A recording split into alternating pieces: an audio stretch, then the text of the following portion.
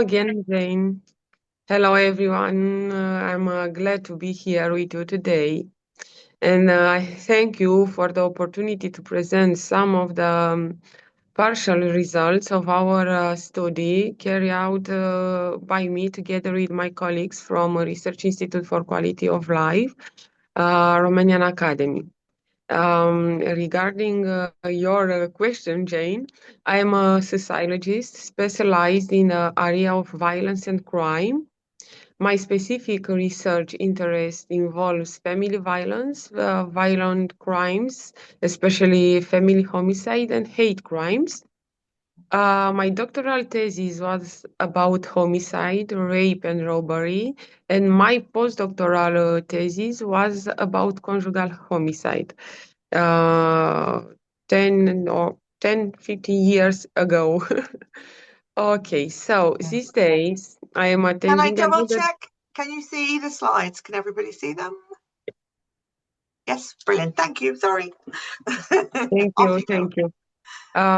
These days, just to know, I'm attending another very interesting event in Belgium, where the European Observatory of Online Hate is organized a training on hate speech. Let's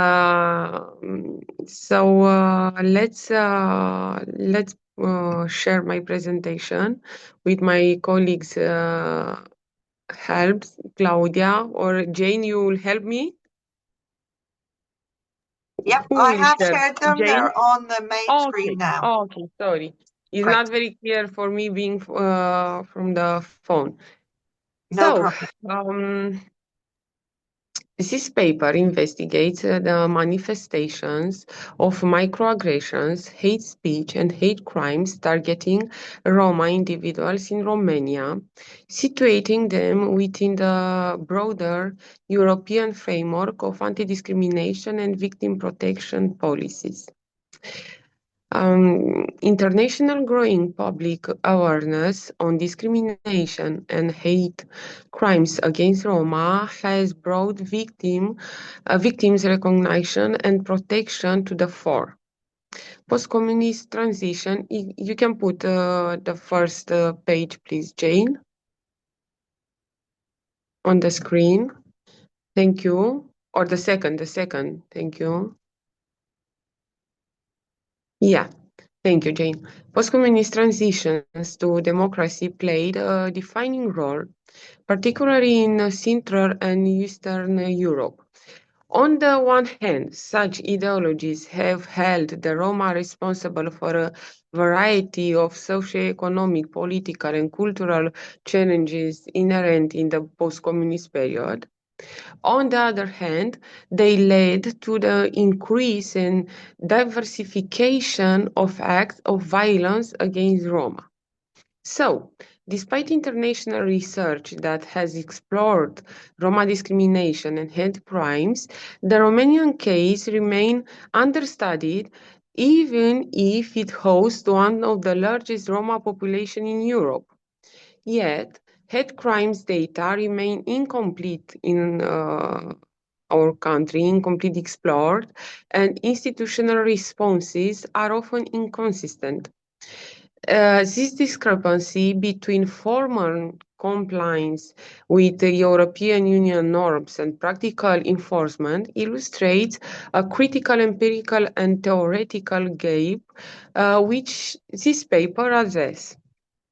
Hate crime frameworks have developed through international regulations such as the International Convention of the Elimination of All Forms of Racial Discrimination and the Durban Declaration and Program of Action.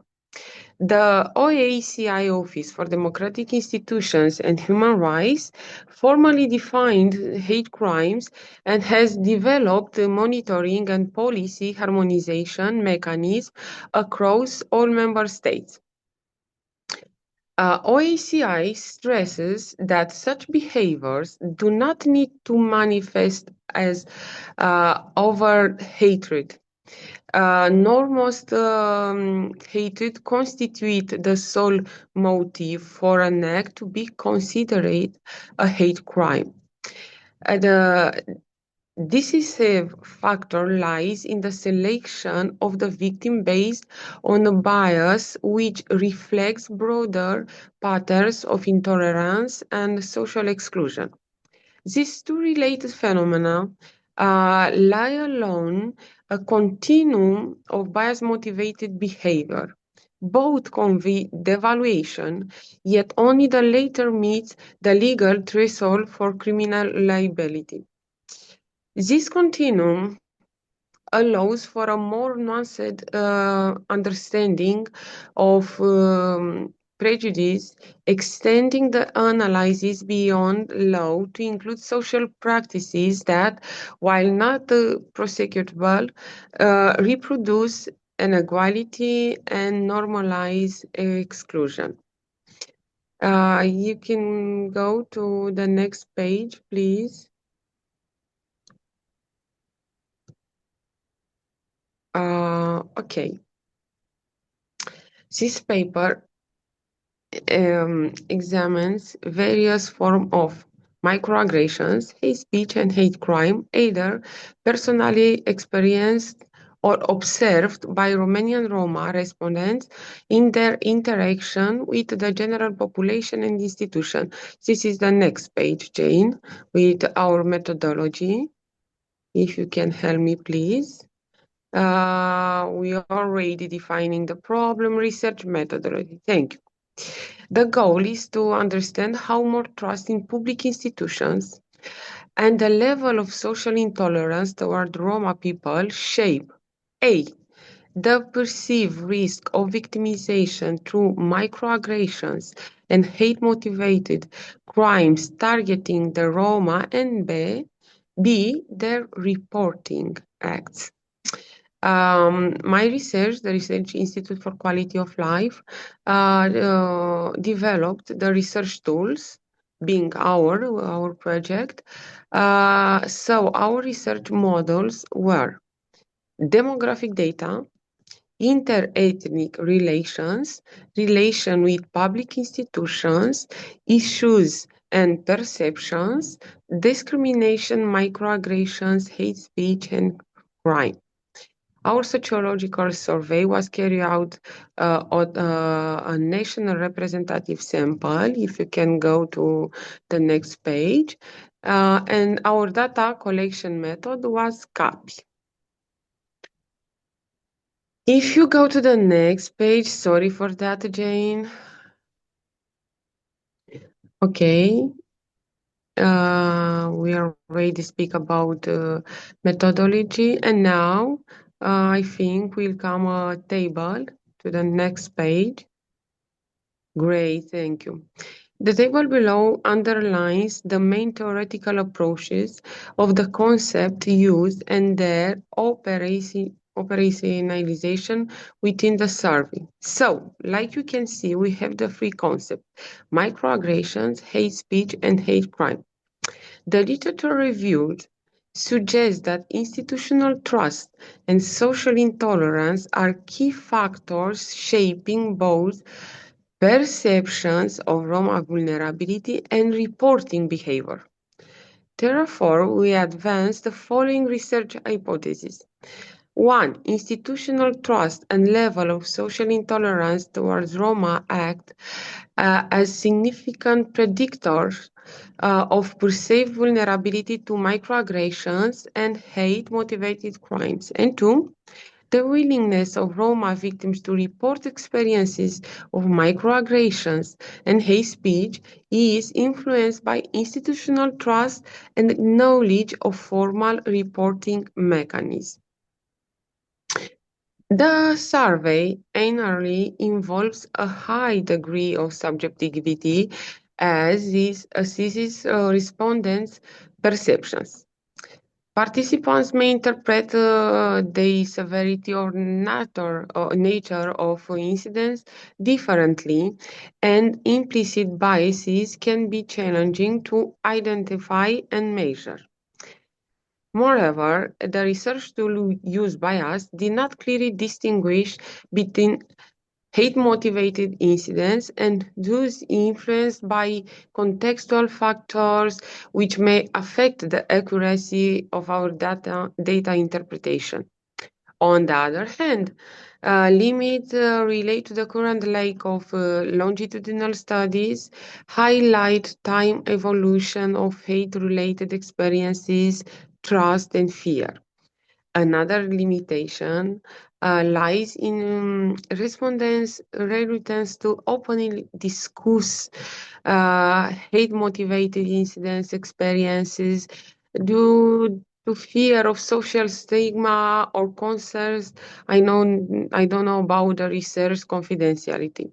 This limitation may lead to underreporting of cases and consequently to a fragmented understanding of the phenomena. Inconsistencies and underreporting in official statistics have also limited to the triangulation of perceptions with administrative data, which may affect the validity of the findings. These limitations do not undermine our results, but suggest caution in causal interpretation, in generalization of the conclusion, and so on. Despite this limitation, the methodology, our methodology design allows replication in other Central and East European contexts. So now, if we can go to the results, please, Jane. So these were the limits. Okay, result. Thank you. Results regarding interethnic relations. Interhuman relations are considered problem-free both by Roma and the general population. Regarding relations with public institutions, while the majority of Roma consider that they are treated by the representatives of the prosecutor offices in the same way as other ethnic groups, 21% declare that they are treated worse. 17% of Roma appreciate that they are treated equally by the representatives of the Kurds compared to the other ethnicities. The next page, if you can help me, Jane. Thank you. A significant proportion of Roma respondents reported that they were treated worse than other citizens within schools and healthcare units. Similar perceptions were noted regarding local police, national police, and local authorities. Furthermore, part of the Roma respondents perceived discriminatory treatment by prosecutors' offices and by law courts. Correlation coefficient showed consistent moderate positive associations across all institutions. This suggests that Roma respondents generally do not perceive state institutions as fair or objective in their treatment of community members. Okay, the next page, if you can help me again, please. Thank you, Jane. Within the general population, fewer respondents reported that state institutions treat them worse compared to members of Roma minority. Within this sample, correlation between ethnicity and perceptions of differential treatment were weak across most institutions. Over the past 12 months before our data collection, Roma respondents reported frequent exposure to microaggressions and hate crimes targeting them in public spaces such as streets, public transport, or parks. Participants indicated offensive or threatening behavior, hostile gestures, or inappropriate looks on, I don't know, acts of violence. The perceived risk of personally experiencing such incidents in the near future remains high. I think we are to the next page.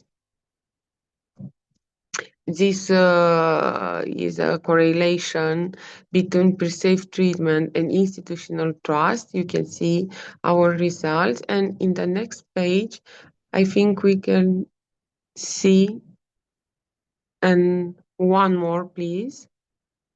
Okay, here. Thank you. The perceived risk of personally experiencing such incidents in the near future remains high. 30% of respondents express fear of a physical attack, while 13% reported concerns about insults or verbal harassment. The level of fear increases when respondents consider the safety of their family members. Almost half reporting concern about verbal abuse and feared potential physical attacks.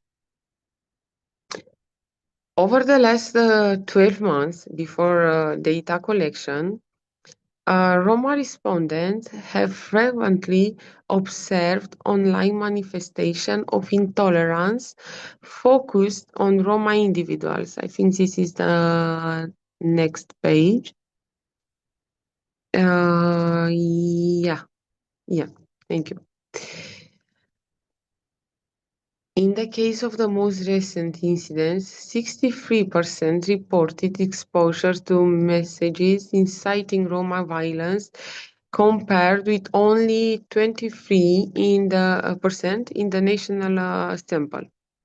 Similarly, 72% of Roma respondents, we are here, thank you. It identified other forms of intolerant discourse, such as insults, stereotypes, or ethnic generalization, compared to 49% among the general population. These substantial discrepancies point to a disproportionate exposure of Roma to online hate speech, as well as a heightened awareness of discriminatory digital environments. As the level of the education increases, and this is very interesting for me, so does the awareness of intolerance toward Roma people. Likewise, education is positively associated with the recognition and assessment of the intolerant behaviors targeting Roma. This was the next page. Yeah. And now we can go to the regression analysis regarding educational attainment as a predictor of awareness and recognition on intolerance toward Roma. You can see our statistical results here. Thank you again, Jane.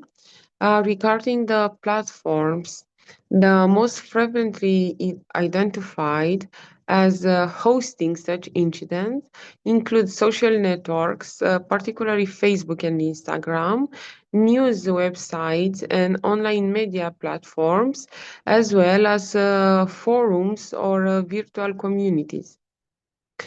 The main methods of dissemination were hostile comments, discriminatory visual content, such as images, videos, memes, or live streams, and racist audio content, including songs, podcasts, or speeches. The main sources of the most recent hate speech-related incident they observed were unknown users with personal profiles, media platforms, or news websites, anonymous accounts, and celebrities or influencers. While 46% of Roma responded reported having seen or experienced online intolerance, only 2% of the general population did so. So, like you can see, it's a huge difference. Um, the research findings confirm that the persistence of a social climate marked by microaggressions and structural discrimination against the Roma minority against Roma minority, in Romania. The comparative analysis between the Roma sample and the general populations highlights significant differences in perceptions regarding treatment by public bodies, level of institutional trust, and willingness to report incidents of microaggressions or hate speech. Our study conceptualizes hate-motivated behaviors as a continuum formed through the interrelation of structural racism, symbolic violence, institutional trust, and social intolerance, like you can see in our table.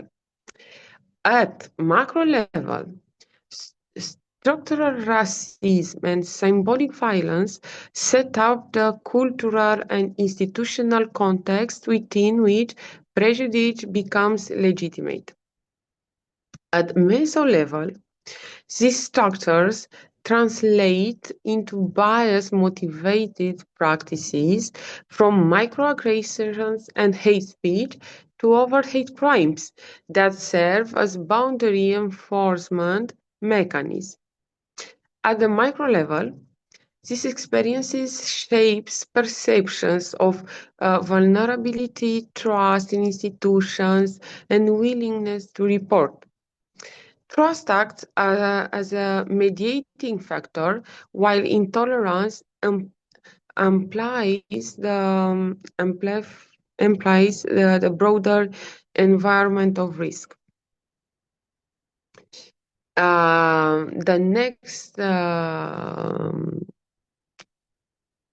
The next page is about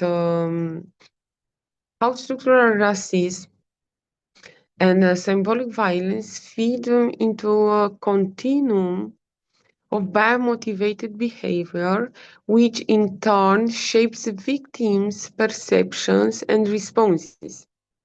Institutional trust mediates these pathways, and social intolerance strains the structural and behavior dimensions connections. This illustrates cyclical reproductions of discrimination. Our study aligns with systematic discrimination literature in key domains such as employment, health, justice, social housing, and education in our country, in Romania. Given the study findings, the theoretical framework is particularly relevant to a historically marginalized minority that has been socially constructed as distinct and often inferior. In recent decades, the Roma minority in Romania has become increasingly active in promoting the community's right to equality in public space, in civil lives, in politics, anywhere. This situation appears to have generated a paradox. Minority groups became hyper-visible while simultaneously is being individualized. Consequently, their public presence is frequently perceived through the lens of stereotypes and prejudice. Some microaggressions and hate-motivated offenses can be interpreted as reactive punitive expressions by the general population intended to discourage Roma effort to renegotiate existing power hierarchies. Therefore, conceptualizing microaggressions, hate speech, and hate crime as a continuum helps us to connect macro level dynamics with micro level processes while simultaneously avoiding the treatment of these phenomena as a socially equivalent. Thank you, everyone. Thank you, Jane, for helping me with the PowerPoint presentation. Please tell me if you have any questions, have any suggestions, remarks. Thank you, everybody. Thank you so much, Simona. I'm sorry I missed a couple of slides there, but hopefully everybody's seen and followed that. That was fascinating. Such an interesting presentation. Thank you. I'm going to Thank you very stop much, Jane. Thank you. the sharing there. It's such an interesting presentation. I'll stop the recording as well, and then we can open up